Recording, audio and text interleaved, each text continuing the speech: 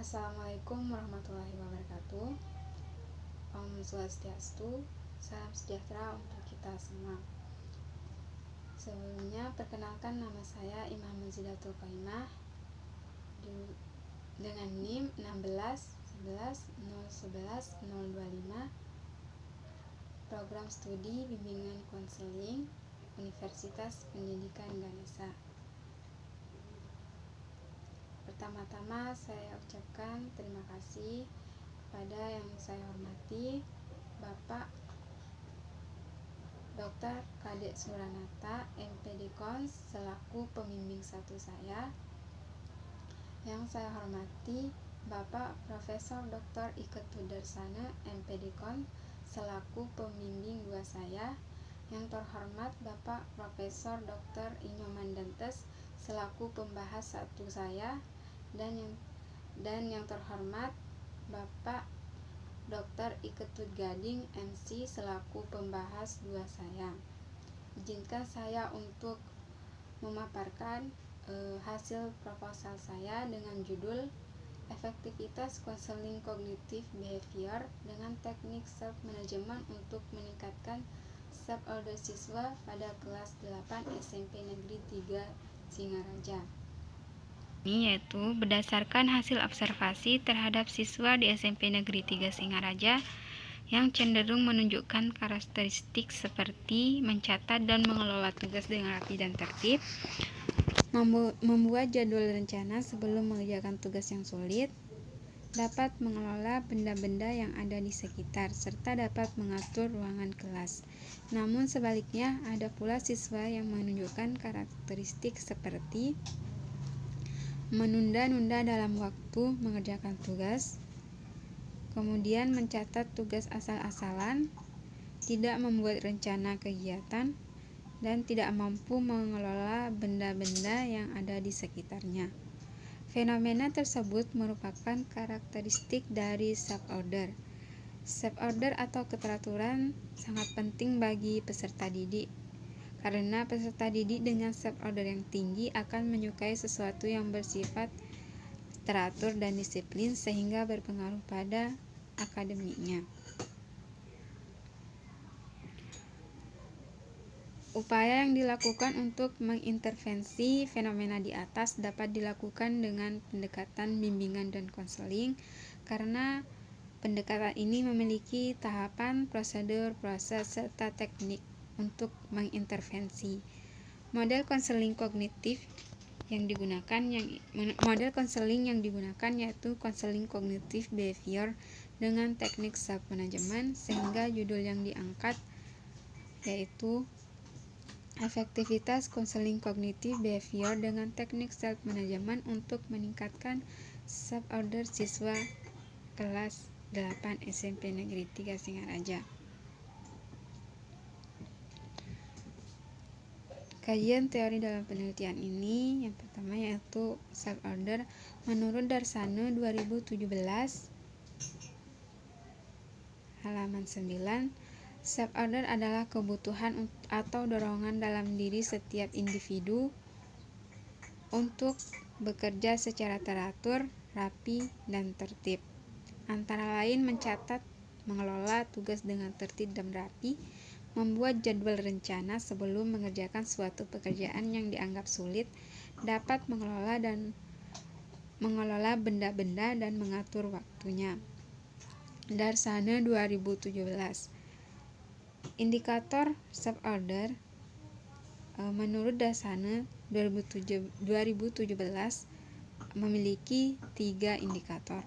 Yang pertama yaitu mencatat dan mengerjakan tugas dengan rapi, membuat rencana sebelum mengerjakan tugas yang dianggap sulit, mengelola benda-benda dengan rapi. Menurut Beck pada tahun 1961, asumsi dasar konseling kognitif behavior bahwa tingkah laku individu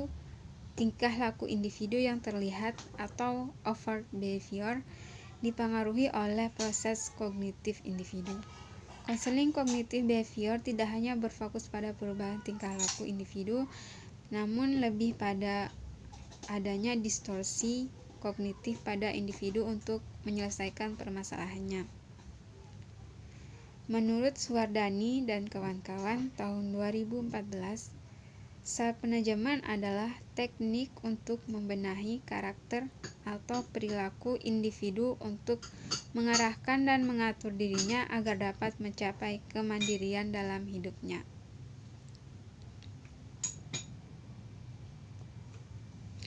Penelitian relevan yang mendukung penelitian ini yaitu penelitian yang dilakukan oleh Nimade Diapadmini dengan judul Pengaruh Konseling Kognitif Behavior Model Aronbeck dengan strategi manajemen diri terhadap self-autonomy ditinjau dari urutan kelahiran siswa melalui lesson study.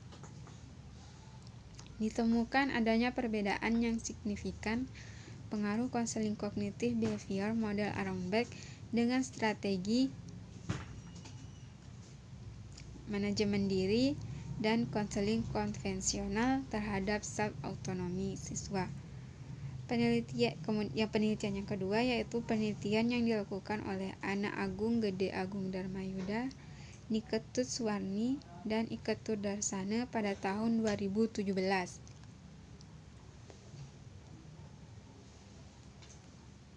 Pada tahun 2019 dengan judul Efektivitas Teknik Pemantauan Diri untuk Meningkatkan Keteraturan Diri Siswa.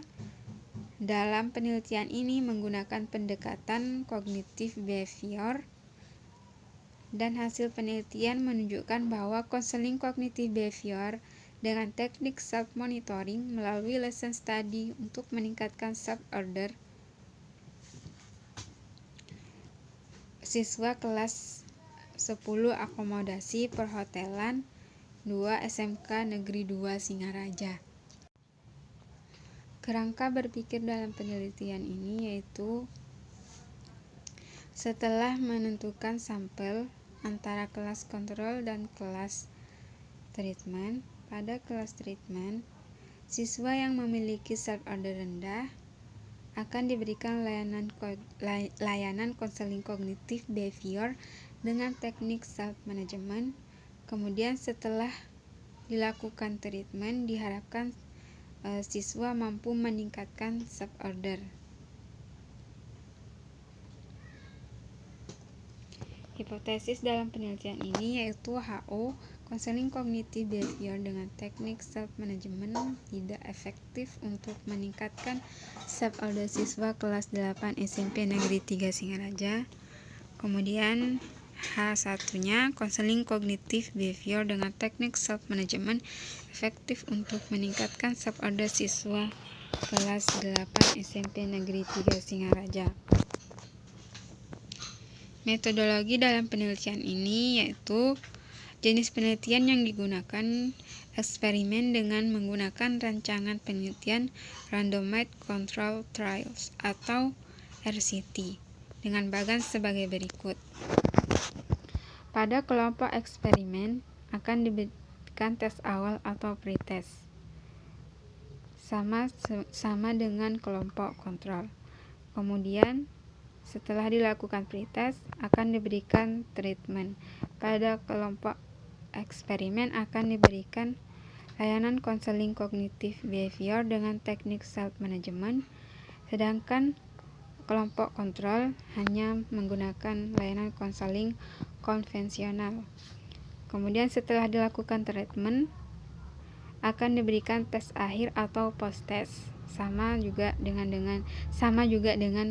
kelas kelompok kontrol.